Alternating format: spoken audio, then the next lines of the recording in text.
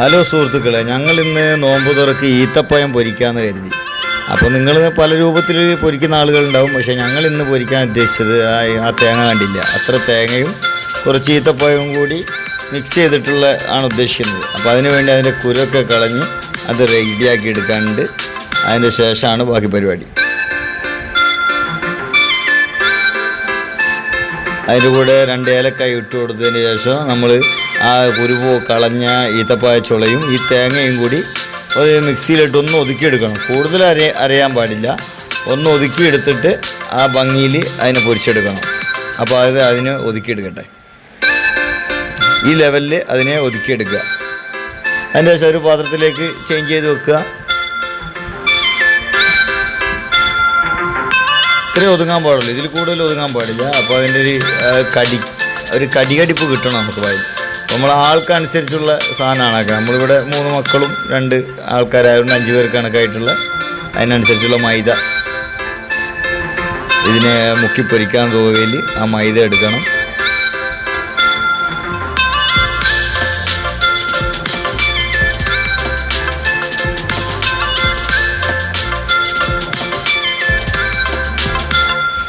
നമുക്ക് ആവശ്യമുള്ള മൈദ എടുത്ത് അതിൻ്റെ കൂടെ നമ്മളിത് പൊങ്ങി വരാൻ വേണ്ടി കുറച്ച് അപ്പക്കാരം, നമ്മൾ ഉപ്പ് ഇടുന്നതിന് തുല്യമായിട്ട് വേണ്ട, അത്ര വേണമെന്നില്ല, അതിൽ കുറച്ച് അപ്പക്കാരം നമ്മൾ അതിലിട്ട് കൊടുത്ത് അതിന് ശേഷം കുറച്ച് ഉപ്പ് ഇട്ട് അതിനെ സാധാരണ നമ്മൾ പഴംപൊരിയൊക്കെ മുക്കി പൊരിക്കുന്ന ആ രൂപത്തിലുള്ള സാധനമാക്കി അതിനെ കലക്കി ലെവലാക്കി ലൂസാക്കി എടുക്കണം.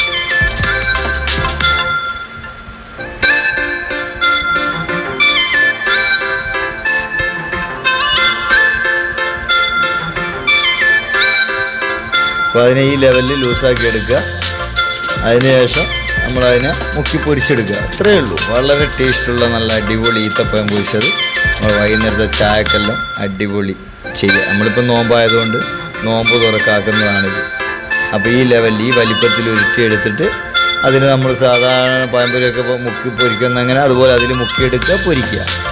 അപ്പോൾ വയറിൽ നിറച്ച് നല്ല രുചിയോടെ കഴിക്കാനുള്ള വൈകുന്നേരത്തും രാവിലത്തൊക്കെ ചായക്കടിയാക്കാൻ പറ്റിയ വലിയ ശരീരത്തിന് തകരാറൊന്നുമില്ലാത്ത നല്ല വീട്ടിൽ തന്നെ ഉണ്ടാക്കാൻ പറ്റുന്ന ഒരു ഭക്ഷണമാണ്.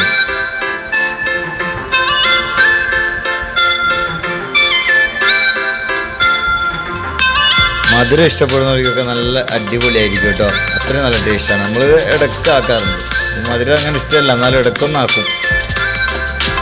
അപ്പോൾ അതിനെ നമ്മളിങ്ങനെ മുക്കിയെടുത്ത് കുറച്ച് കൂടുതൽ ആ മൈദയോടുകൂടി കലക്കിയ മൈദയോടുകൂടി കുറച്ച് കൂടുതലായിട്ട് മുക്കിയിട്ട് പൊരിച്ചെടുക്കുക. അപ്പോൾ നല്ല അടിപൊളിയിൽ എന്താക്കും, ആ അപ്പക്കാരൊക്കെ ഇട്ടുകൊണ്ട് അതിനെ ഒന്ന് ചുറ്റും പൊങ്ങി വന്നു കഴിഞ്ഞാൽ നല്ല അടിപൊളിയാവും. അപ്പോൾ നമ്മളത് പൊരിഞ്ഞ് വരികയാണ്. അപ്പോൾ അത് പൊരിഞ്ഞിട്ടുണ്ട്. അപ്പോൾ അതിൻ്റെ ശേഷം നമ്മൾ ഇതുപോലെ തന്നെ മുഴുവനായിട്ടുള്ള സാധനവും ഇതുപോലെ തന്നെ എത്രയാണ് നമ്മൾ അരച്ചെടുത്ത സാധനം ഉള്ളത് അത് മുഴുവൻ നമ്മളിതുപോലെ പൊരിച്ചെടുത്ത് കഴിഞ്ഞാൽ നല്ല അടിപൊളി ഈത്തപ്പഴം പൊരിച്ചത് റെഡി. പല രൂപത്തിൽ പൊരിക്കുന്ന ആളുകളുണ്ട്. ഇത് മുഴുവനായിട്ട് ഈത്തപ്പഴം അങ്ങനെ ഇട്ട് പൊരിക്കുന്ന ആളുകളുണ്ട്. പക്ഷേ ഇതിന് ഒരു പ്രത്യേക ടേസ്റ്റാണ്. ഈ തേങ്ങയും ഒക്കെ മിക്സ് ചെയ്തിട്ട് നമ്മളിങ്ങനെ അരച്ചിട്ട് ഉണ്ടാക്കിയെടുക്കുന്നതിന്. അപ്പോൾ അതിൻ്റെ ശേഷം നമുക്ക് കുറച്ച് കല്ലുമുക്കായി ഉണ്ടായിരുന്നു. അപ്പോൾ ഇതിൻ്റെ കൂട്ട് നല്ല അടിപൊളി കൂട്ടാണ്. പക്ഷേ കൂട്ട് അരച്ചത് എടുക്കാൻ പറ്റിയില്ല വീഡിയോ. അതുകൊണ്ട് ആ കൂട്ട് നമുക്ക് അടുത്ത വട്ടം പറയാം. നല്ല അടിപൊളി സൂപ്പറാണ് കേട്ടോ. അപ്പോൾ അതൊക്കെ നമ്മൾ തയ്യാറായി. കുറച്ച് വത്തൊക്കെ ഉണ്ടായിരുന്നു. അതിൻ്റെ കൂടെ വീഡിയോ എടുക്കാൻ പറ്റാത്ത കുറച്ച് ജ്യൂസൊക്കെ ഉണ്ടായിരുന്നു കേട്ടോ. അപ്പോൾ എല്ലാവർക്കും നല്ല അടിപൊളി നമ്മൾ ഇന്നത്തെ നോമ്പ് അടിപൊളിയായിരിക്കണം. നിങ്ങളെല്ലാവരും സബ്സ്ക്രൈബ് ചെയ്യുക.